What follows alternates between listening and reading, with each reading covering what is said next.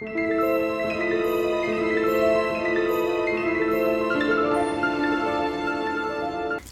there, everyone. It's your old pal, Jason. I'm back again. I've been away for a bit for personal reasons, but I want to thank those special people who supported me through that time. I really appreciate it. But I'm better than ever now. I've opened up my space a little bit more, so I'll be bringing you more content. I've got a lot of things planned, a lot of things I want to talk about. Starting with a movie I saw a few weeks ago, a movie that people have been talking about for quite some time. I'm talking about Black Adam. Now, if you haven't seen Black Adam yet and you don't want it ruined for you, I am going to be talking spoilers, so this is your spoiler alert. Leave now, head on over to see it, and then come on back and we can continue to talk about it. But since we've got past the spoiler warning, I'm going to go ahead and dive right in.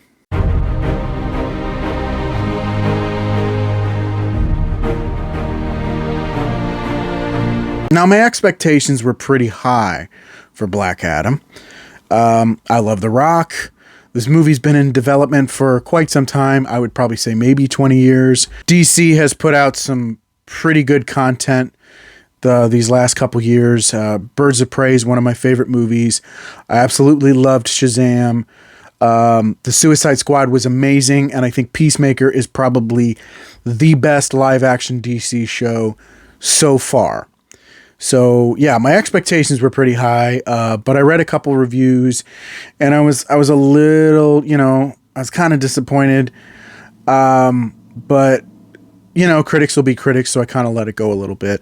It lowered my expectations a little bit more, which is, considering I'm pretty picky on movies, that's saying something. But I went into the theater and the movie started playing and it ran through the credits and then of course the mid-credit scene all the way to the end. And by the end of it, I was thoroughly disappointed.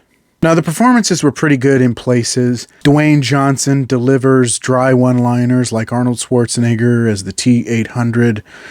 And beyond that, he just stares angrily at everyone in his path, especially Hawkman. Sarah Shahi is really the heart of this movie. I absolutely loved her performance. I think she gave it everything that she had. I think she's one of the only ones who gave it all she had. Pierce Brosnan was decent as Dr. Fate. I really liked Pierce Brosnan, the choice of making him Dr. Fate, because Dr. Fate is one of my favorite DC characters. Aldous Hodge, I hope I'm saying that correctly, was pretty good as Hawkman.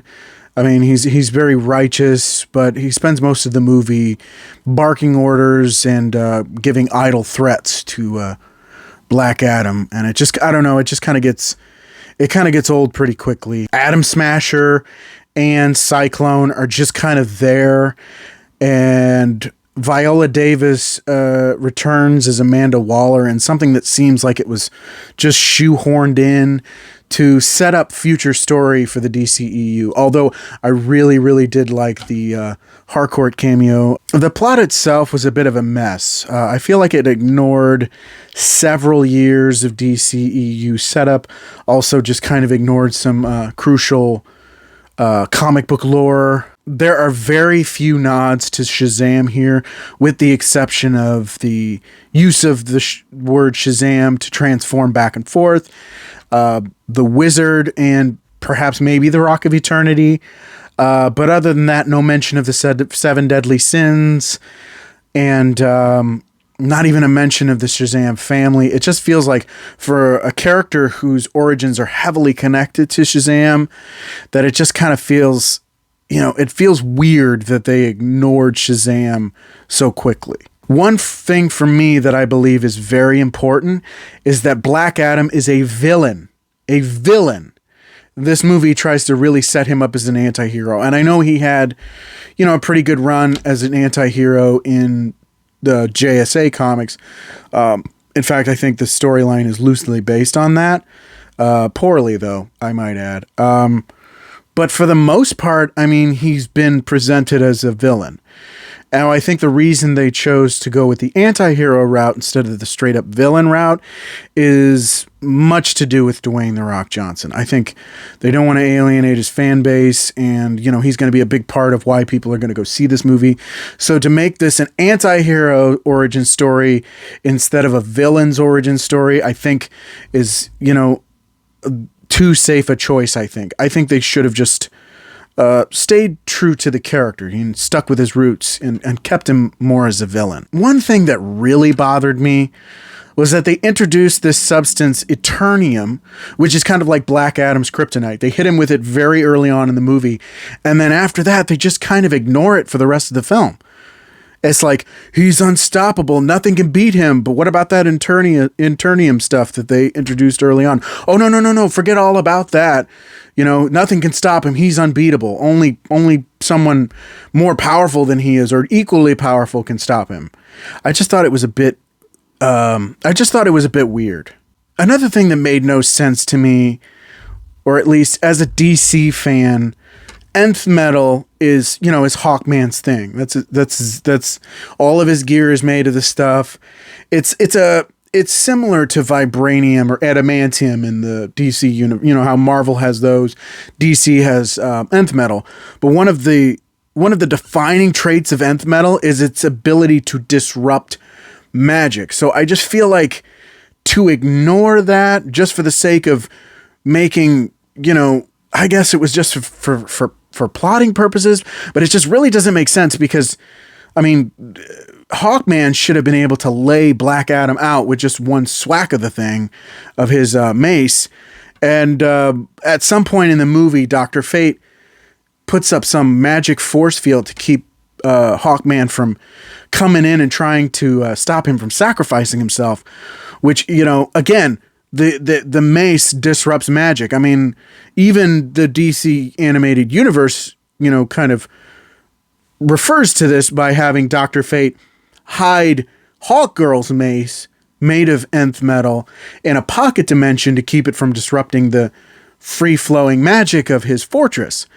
It just doesn't make sense that they totally nerfed nth metal for this movie. It didn't make any sense to me.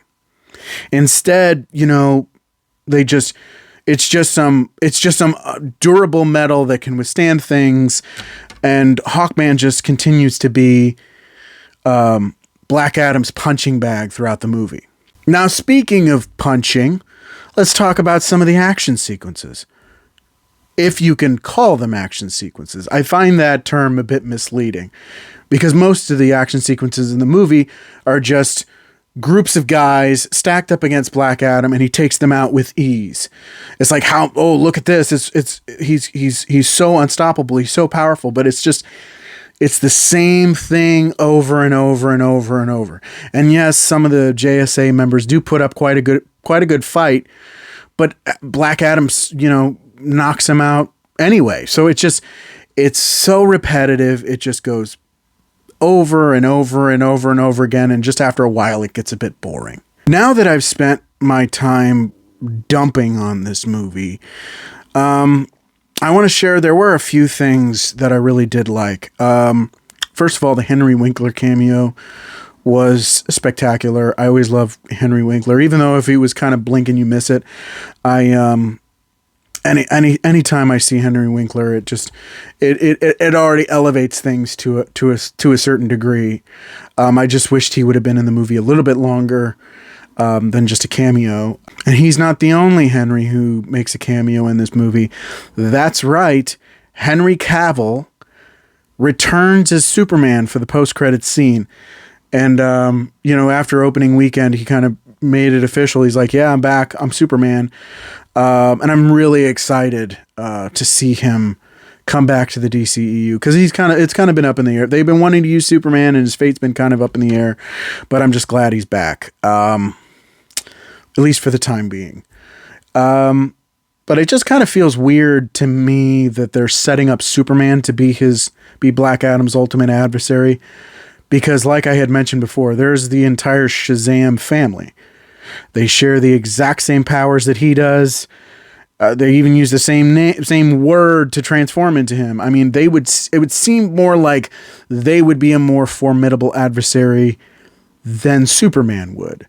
I mean, there's 6 of them. There's only one Superman.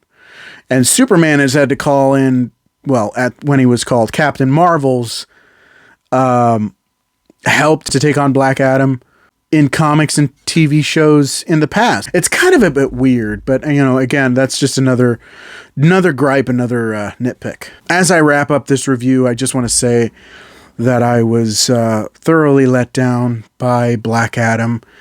I mean, the performances were okay, the villain was forgettable, and honestly, I think it should have just been Black Adam himself. The fact that they nerfed Nth Metal and just kind of ignored the damaging properties of Eternium really bothered me. It was nice to see Henry Cavill as Superman, and Sarah Shahi was a delight, but all in all, I was thoroughly let down by this movie. It just didn't really do it for me. I'm going to give Black Adam a 1.5 out of 5. I thought it was a stinker. But that was just my opinion.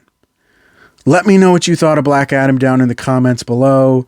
Do you agree? Do you disagree? If you enjoyed the video, click the like button. If you want to see more videos, don't forget to subscribe and click that notification bell to get updates on all my future videos. Thank you so much for watching. I really appreciate it, and I'll see you on the next one. Bye.